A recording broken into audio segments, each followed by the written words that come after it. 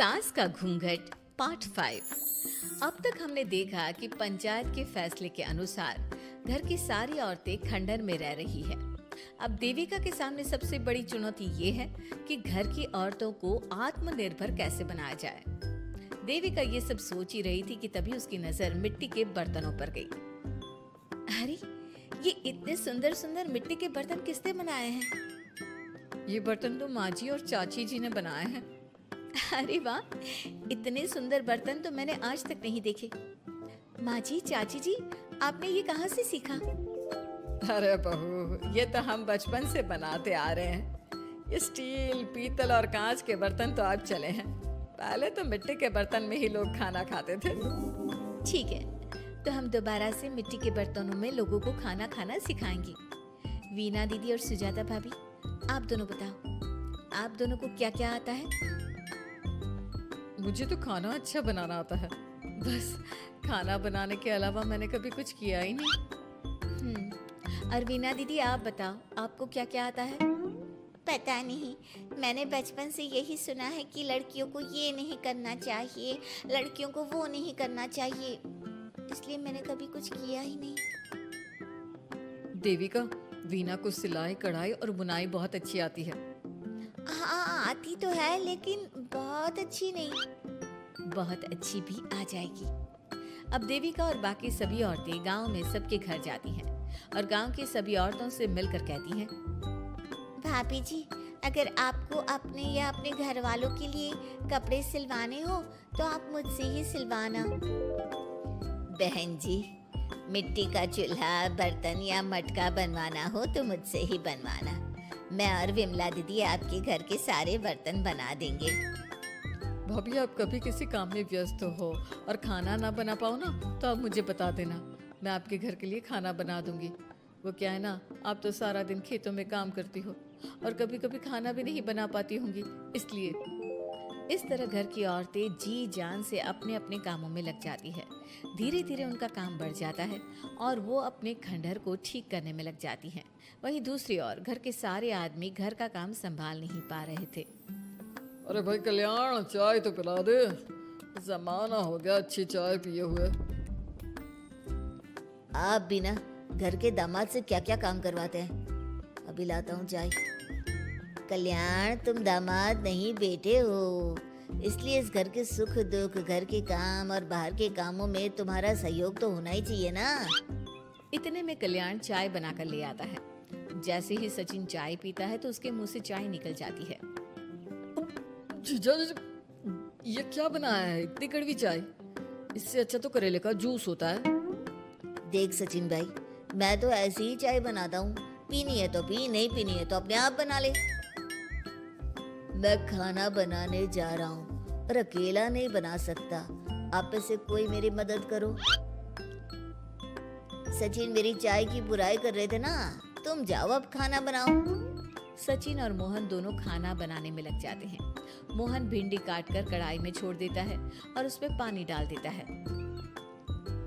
आपने भिंडी में पानी क्यों डाला? शायद पानी नहीं डलता, पता नहीं, लेकिन माँ ने कभी भिंडी में पानी नहीं डाला था। लेकिन बिना पानी के भिंडी बनेगी कैसे?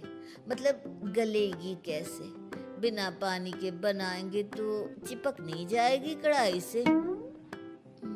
पता नहीं, चलो देखते हैं कैसे बनती है भिंडी।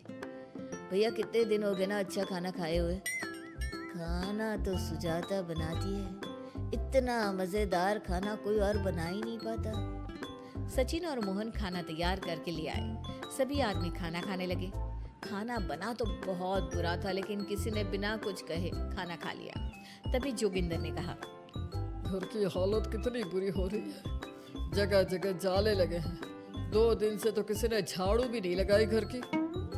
हाँ, और घर में गंदे कपड़ों के ढेर लगे हैं। मेरे पास तो ये आखिरी कुर्ता ही बचा है पहनने के लिए। कल्याण, मोहन, तुम किसी नौकर को रख लो ना। हमने 1-2 लोगों से बात की थी नौकर के लिए, लेकिन कोई घर में काम करने के लिए तैयार ही नहीं है। गांव के सभी लोग खेतों में ही मजदूरी कर रहे हैं। घर के सभी आदमी घर के काम में लगे रहते हैं, तो वो अपने खेतों पर भी ध्यान नहीं दे पाते और उन्हें हर महीने आर्थिक रूप से नुकसान उठाना पड़ता है। धीरे धीरे उनके घर की हालत खराब होने लगती है। एक दिन कल्याण सबसे कहता है, घर को तो औरत ही संभाल सकती है, हमारे बस का नहीं है घर संभालना। हमें किसी तरह से उस सब को वापस इस घर में लाना ही होगा। अरे कल्याण बेटा, पंचायत का फैसला था कि औरतें हमसे माफी मांगे, लेकिन उन्होंने माफी नहीं मांगी। अब हम उन्हें बुलाने गए तो उल्टा हमें ही अपनी अपनी पत्नियों से माफी मांगनी पड़ेगी। हमें कोई ऐसा रास्ता निकालना होगा कि वो मजबूर हो जाए हमारे पास आने के लिए। बापू, उन सभी ने अपने अपने काम शुरू कर दिए हैं, क्यों ना हम सबके काम में नुकसान कर दे, इससे वो मजबूर हो जाएंगे हमारे पास आने के लिए। भैया, ये कैसी बात कर रहे हो? इससे वो मजबूर नहीं होंगी बल्कि और भी ज्यादा गुस्सा हो जाएंगी। मैं तो बोल रहा हूँ शराफत से जाकर माफी मांग लेते हैं। मुझे यकीन है कोई माफ करे ना करे, माँ तो जरूर हमें माफ कर देंगी। नहीं सचिन, अगर हमने माफी मांगी तो ये सारी औरतें हमारे सर पर चढ़कर नाचेंगी। हमें इनके सामने छोटा नहीं होना है। मोहन, कल्याण, तुम दोनों आज से ही काम शुरू कर दो।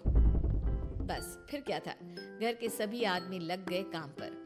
मोहन और कल्याण रात को खंडहर में पहुंचे और उन्होंने सारे मिट्टी के बर्तन तोड़ दिए। उसके बाद वीना ने जो कपड़े तैयार करके रखे थे वो सारे कपड़े उन्होंने फाड़ दिए।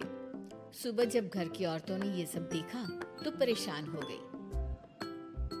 अरे, ये सारे बर्तन किसने तोड़ दिए? माँ, किसी ने मेरे सिले हुए कपड़े ही फाड़ दिए। ये हरकत कौन कर सकता है? और कौन करेगा भाभी, ये सब उन आदमियों की हरकत है। जब किसी तरह से हमें झुका नहीं पाए तो हमारे काम बिगाड़कर हमें परेशान कर रहे हैं। सभी औरतें दुगनी तेजी से काम में लग गई। उन्होंने दिन रात मेहनत की और उस खंडहर को महल की तरह बना दिया।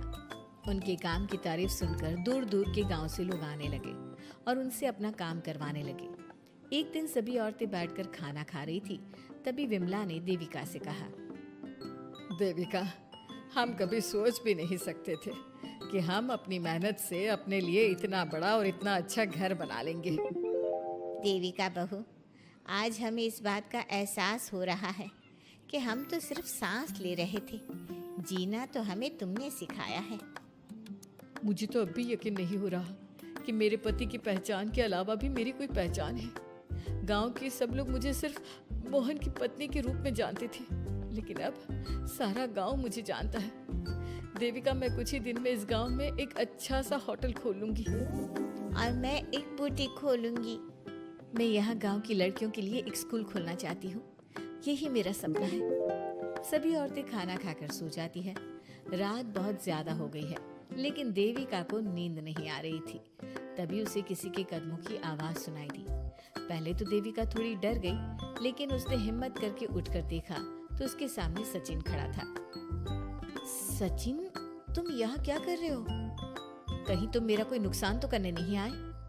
मेरे पास तो किताबों के अलावा कुछ नहीं है, फाड़ना चाहो तो फाड़ सकते हो। देविका, मैं तुम्हारा कोई नुकसान करने नहीं आया हूँ, बस तुमसे माफी मांगने आया हूँ। क्या? रात के अंधेरे में चोरों की तरह तुम मुझसे माफी मांगने आए हो? प्लीज देविका, माँ और चाची को समझाओ कि वो बापू और चाचा जी से माफी मांग ले और तुम सबको लेकर घर आ जाए। सचिन, तुम भी तो अपने बापू और चाचा को अपने साथ ला सकते थे ना, और माँ और चाची से माफी मंगवा सकते थे ना। प्लीज देविका, मुझे माफ कर दो और घर चलो। कैसे माफ कर दूं सचिन? तुमने मुझे मरने के लिए छोड़ दिया। अगर माँ और चाची हिम्मत करके मुझे अस्पताल ना ले जाती तो आज मैं और मेरा बच्चा जिंदा ना होते। ना तुम मुझे अस्पताल में देखने आए और ना ही अस्पताल से आने के बाद मेरा हाल चाल पूछा। मुझे तो छोड़ो, तुमने अपने बच्चे का चेहरा तक नहीं देखा और तुम मुझसे उम्मीद कर रहे हो कि मैं तुम्हें माफ कर दूं? कभी नहीं सचिन। देखो देविका, हम सबको बहुत नुकसान हो रहा है। घर के काम की वजह से हम बाहर के काम पर ध्यान नहीं दे पा रहे। घर और जिंदगी दोनों अस्त व्यस्त है। वो इसलिए कि तुम सब आदमी संगठित नहीं हो, अपना दिमाग और ऊर्जा हमें परेशान करने में लगा रहे हो। और हम औरतें संगठित हैं, हम अपना दिमाग और ऊर्जा अपनी प्रगति में लगा रहे हैं। इसलिए हमने खंडहर को भी महल की तरह कर दिया और तुम्हारी हवेली खंडहर की तरह लगती है। सचिन देविका से बार बार माफी मांग रहा है। क्या सचिन को अपनी गलती का सच में पछतावा है या फिर ये घर के आदमियों की कोई नई चाल है? ये जानने के लिए आपको हमारे आने वाले एपिसोड का इंतजार करना होगा। और हाँ, कमेंट करके हमें ये भी जरूर बताइए कि क्या देविका को सचिन को माफ कर देना चाहिए? क्या उसे सब कुछ भूलकर सचिन के साथ अपना घर बसाना चाहिए या फिर सचिन को भूल जाना चाहिए?